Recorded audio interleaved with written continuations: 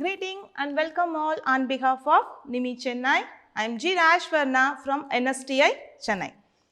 Today's topic is lifting and handling of heavy loads. The subtopic is manual lifting techniques. Objectives. At the end of this class, you shall be able to state lifting operation and its types. You can able to state manual liftings of heavy loads and also list the possible injuries while lifting heavy loads, and also you can able to explain the correct manual lifting techniques of heavy loads. So, lifting of heavy loads, is that much difficult? Yes, of course. Wrong techniques will result in injuries, but while we are using the correct technique, it will be safe handling. Okay. Now, lifting of operation, what does it mean? Just lifting? No, is the operations concerned with lifting and lowering the load safely. So, the load can be a single item or a number of items, and it can be lifted by a person or by a group of persons.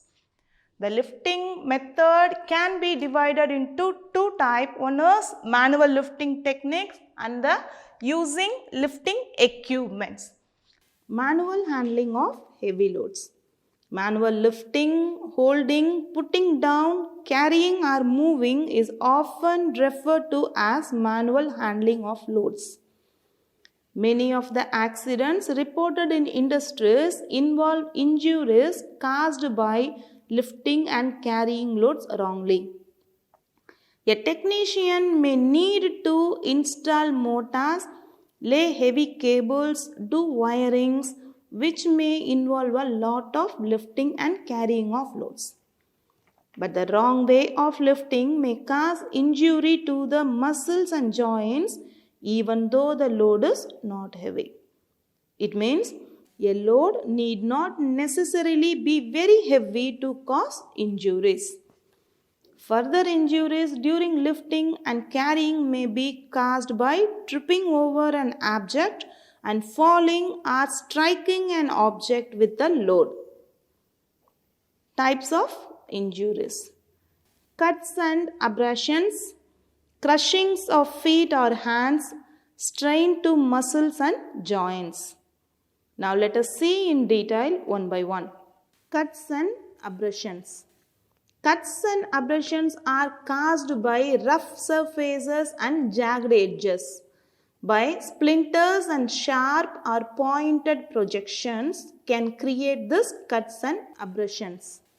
Leather hand gloves will usually be sufficient for protection, but the load should be checked to make sure of this, since large or heavy loads may involve body contact as well. Next one is crushing of feet or hands. Feet or hands should be so positioned that they will not be trapped by the load. Timber wedges can be used when raising and lowering heavy loads to ensure fingers and hands are not caught and crushed. Safety shoes with a steel toe caps will protect the feet. The next one is strain to muscles and joints. Strains to muscles and joints may be the result of lifting a load which is too heavy or of lifting incorrectly. Stoop lifting, the lifting from a standing position with the back rounded. That means the stoop lifting increases the chances of back injury. The human spine is not an efficient weightlifting machine, and it can be easily damaged if incorrect techniques are used. So, it should be noted the stress on a rounded back can be about 6 times greater than if the spine is kept straight. Now next what we are going to see is factors involved in manual lifting. Loads which seems light enough to carry at first time will become progressively heavier the farther you have to carry it. It means a load will be seems heavier as you carrying it for a long distance, even though the load is not that much heavy. The weight that a person can lift will vary according to his ages, his physique and health condition. The aged people can lift only minimum weight, but the young age people can lift a good weight. So physique and health conditions also involved in the lifting techniques. What makes an object difficult to lift and carry? First one is, weight is not the only factor which makes it difficult to lift and carry. The size and shape can make an object difficult to handle. Light loads require the arms to be extended in front of the body, which places more strain on back and stomach. The absence of handhold or natural handling points can make it difficult to raise and carry the object. Now, let us see in details of correct manual lifting techniques. Approach the load squarely facing the direction of the travel.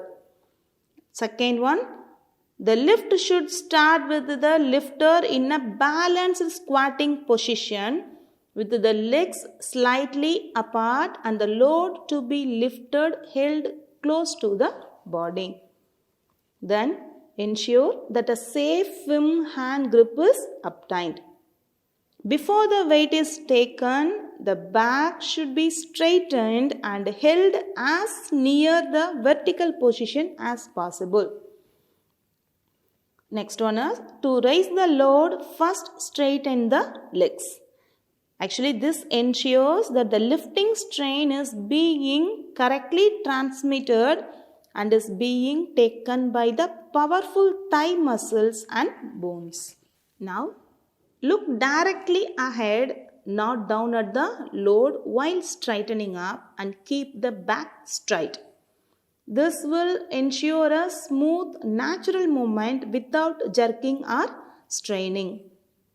To complete the lift, raise the upper part of the body to the vertical position.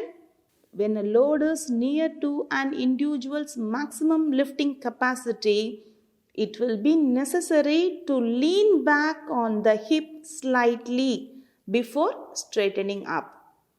It could make a counterbalance of the load.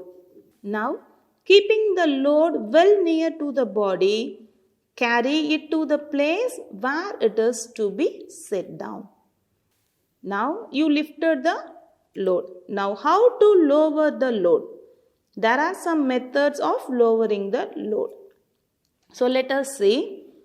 Make sure the area is clear of any obstructions. Bend the knees to a semi-squatting position. Now, keep the back and head erect by looking straight ahead, not down at the load.